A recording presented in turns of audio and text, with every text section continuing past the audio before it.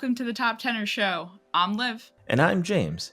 It's 2024. We have had a metric, insane amount of games come out this year. So Liv and I decided, you know what? This week, we're going to talk about what our top 10 games of the year are so far. What's on your Game of the Year radar so far? It's time to evaluate as it's halfway through the year already, so let's get into it. Kicking off our list at the number 10 spot is 1,000 Times Resist. An alien race arrives and carries a disease that wipes out humanity, but there is one survivor. Her name is Iris, and she is somehow immune to this disease. Not only is she immune, but she is immortal and has birthed a new society full of her own clones. Her clones are not immune and need to take precautions to avoid breathing in this diseased air. Every clone is assigned a function to have this society grow and survive. However, everything is not what it seems. Are you living a lie?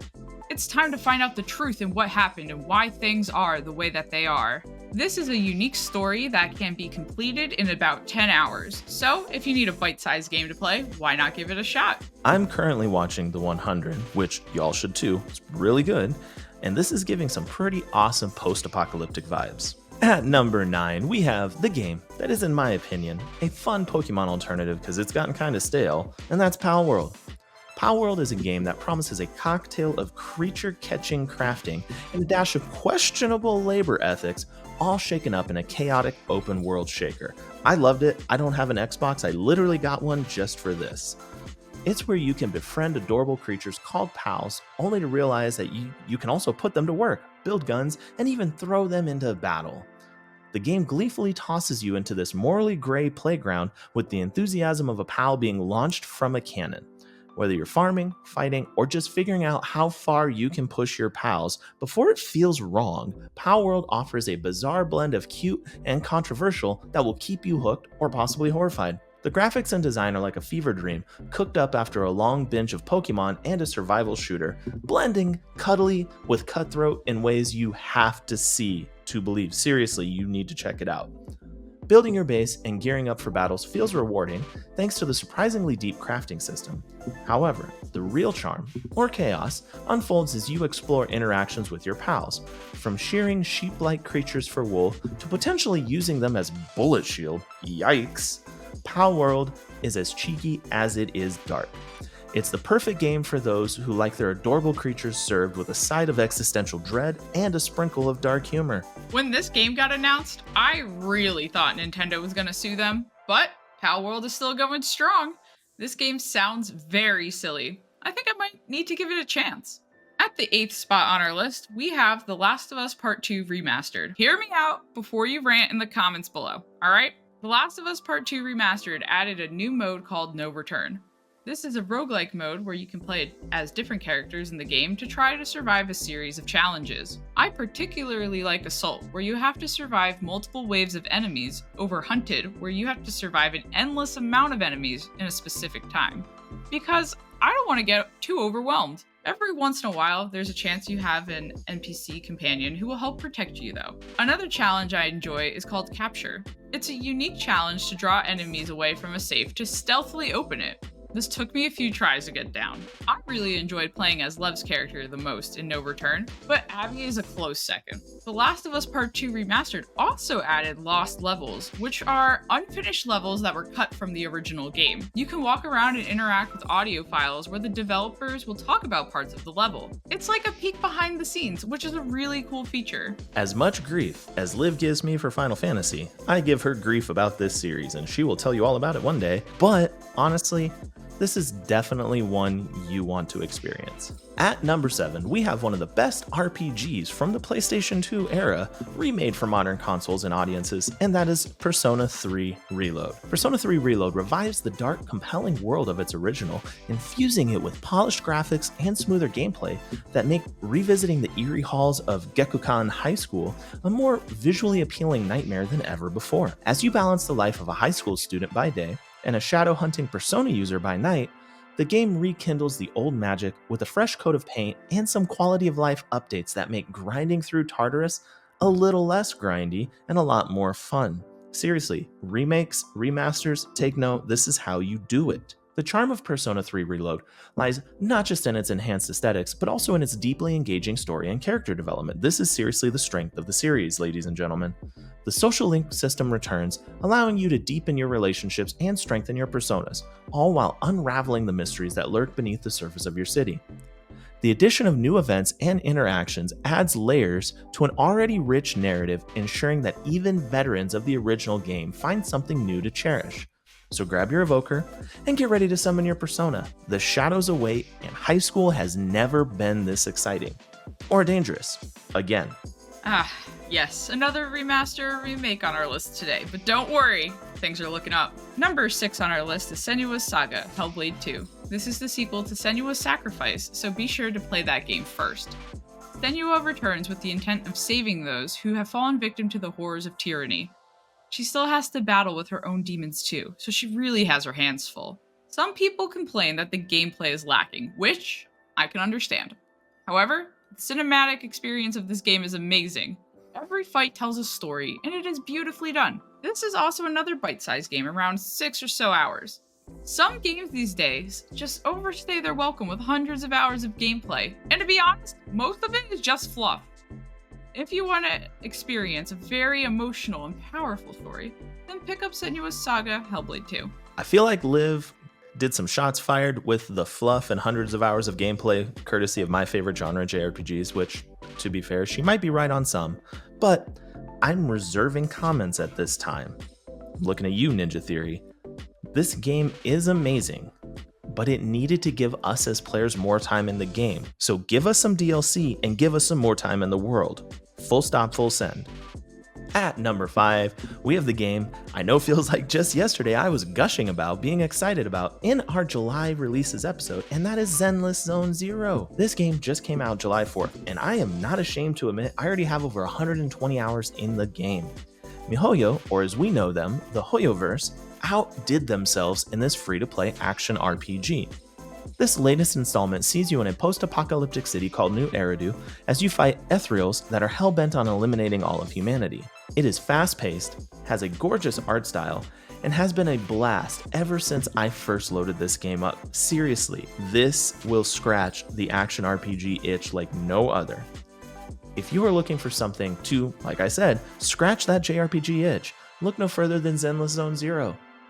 Just be mindful to not spend too much money on the gacha system.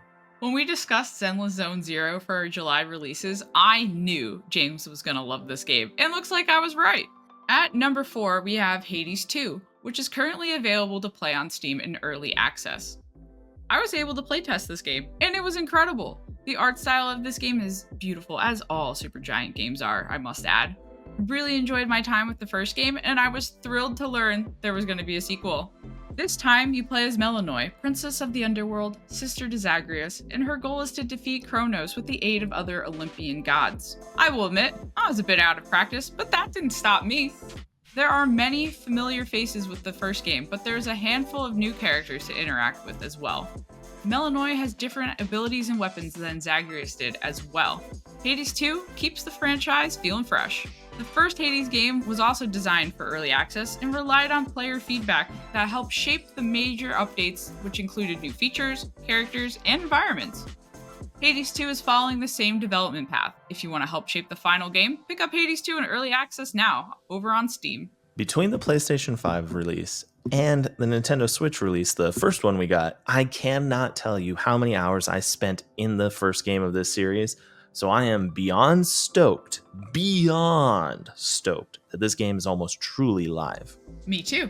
I have well over 100 hours in Hades, and I'm sure I'll do the same for Hades 2 as well. Coming in at number 3, we have Stellar Blade. Stellar Blade, we talked about before, is a masterpiece in the action RPG landscape, captivating players with its rich narrative and exhilarating combat set against the dystopian background of Zion. The game's protagonist, Eve, embarks on a deeply personal quest that intertwines vengeance with a poignant exploration of her world's moral complexities. The combat system impresses with its fluidity and depth, allowing for a customizable approach that makes each encounter thrilling and rewarding. Seriously, that's the bane of action RPGs when combat feels bleh. Stellar Blade, they heard us, they gave us great. Exploration complements the combat, filled with clever puzzles and secrets that make the world of Zion as interactive as it is intriguing.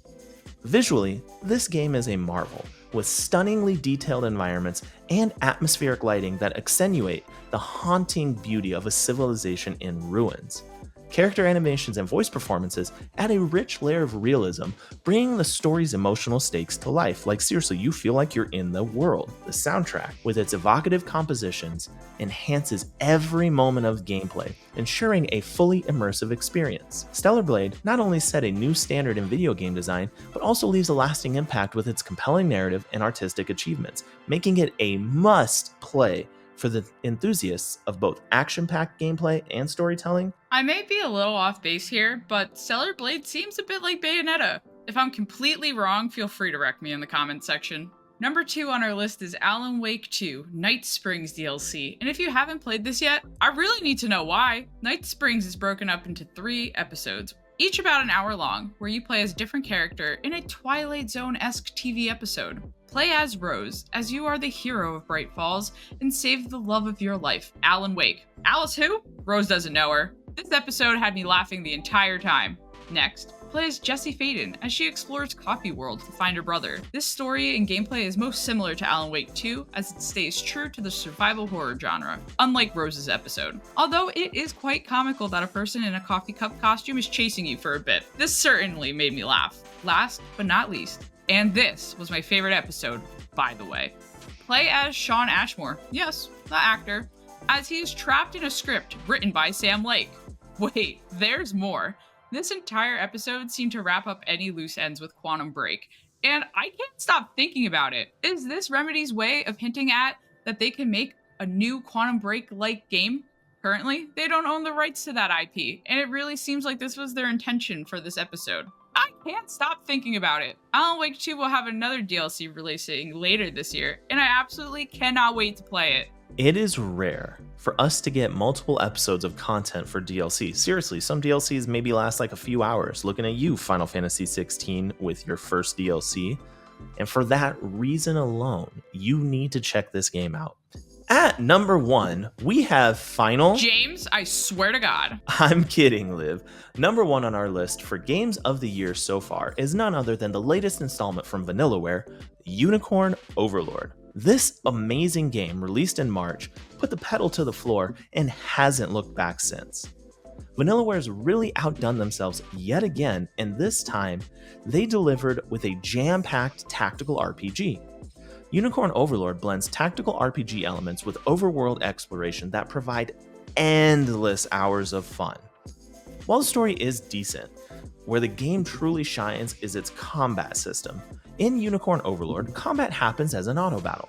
You as the player can customize your various deployable units with gear, you can change their classes, and you get a unique customization of skills that your characters will use. Heck, you can even challenge other players online in the arena and see how well you do when it comes to that customization. The depth that has gone into the combat, along with the gorgeous art style, like seriously, if you've never seen Vanillaware's art style, you are missing out on life. Go pick up their entire backlog and then come back and thank me later. It's that reason that Vanillaware has cemented this game as the number 1 game of the year so far. Well, at least according to us. Maybe me a little bit more than Liv. I am biased. That does it for this week's list. With so many games to choose from this year, Liv and I, we felt we each needed to recommend 5, so don't worry, the competition, it's on hold this week. I'm not surprised Unicorn Overlord was at the top of your list, but is there anything else coming out later this year that might top it? You mean Metaphor Refantasio? Why, yes, there is. And when it does come out, I am sending you a copy because you cannot miss that game. We'll see if I get around to it. What do you think of our choices for Game of the Year so far? Did we get it right? Should we be fired for not including Final... James, don't you say Final Fantasy VII Rebirth. I didn't have to. You did. All right, that's on me. We almost went a full episode without talking about Final Fantasy. Thank you so much for watching. Please don't forget to like, share, and subscribe to the Top Teners for more awesome lists. New episodes come out every week, Friday at 12 p.m. Eastern Standard Time. Also, as I mentioned, we have the RPG Corner coming up right around the corner. So be on the lookout for that. Now, tune in next week as we share our top 10 games that kind of went the opposite route. They made us quit.